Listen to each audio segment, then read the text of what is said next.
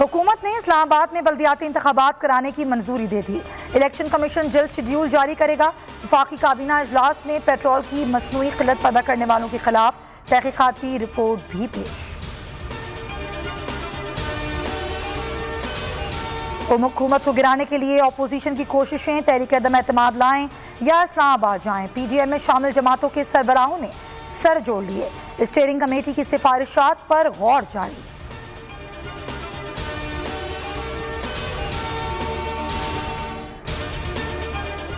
Overseas पाकिस्तानियों का मुकदमा लड़ने शहबाज गिल वजीर आजम के दरवाजे पर जा पहुंचे। समंदर पार पाकिस्तानियों वफाकी वुज़रा के साथ प्राइम मिनिस्टर हाउस तक रैली। मुजाहिरे से खिताब में फवाद चौधरी बोले, ओवरसीज पाकिस्तानियों को वोट का हक मिलेगा।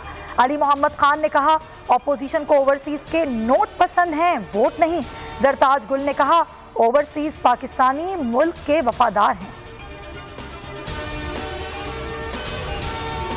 डॉलर्स और पाउंड्स ले लेते हो, वोट का हक नहीं देते। ओवरसीज पाकिस्तानी नए नारे के साथ मैदान में आ गए। वोट के हक के लिए इलेक्शन कमीशन में दरख्वास्त दायर कर दी। मुजाहिरे से खिताब में कहा, वोट के हक पर सियासत की जा रही है। आइंदा इंतखाबात में फैसला कुन किरदार अदा करेंगे। शहबाज गिल बोले, कानून पर अमल ना हुआ तो धरना देंगे, भूख हड़ताल करेंगे। वोट के हक से दस्तबरदार नहीं होंगे।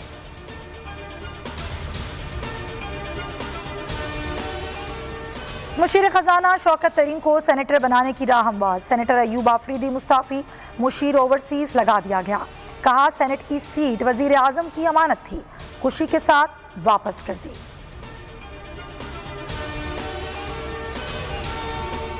डॉलर की घटती बढ़ती कदर। ओपन मार्केट में 10 पैसे का इजाफा, कीमत 177 रुपए पर पहुंच गई। इंटरबैंक में 47 पैसे की कमी, 174.30 पैसे पर बंद हुआ।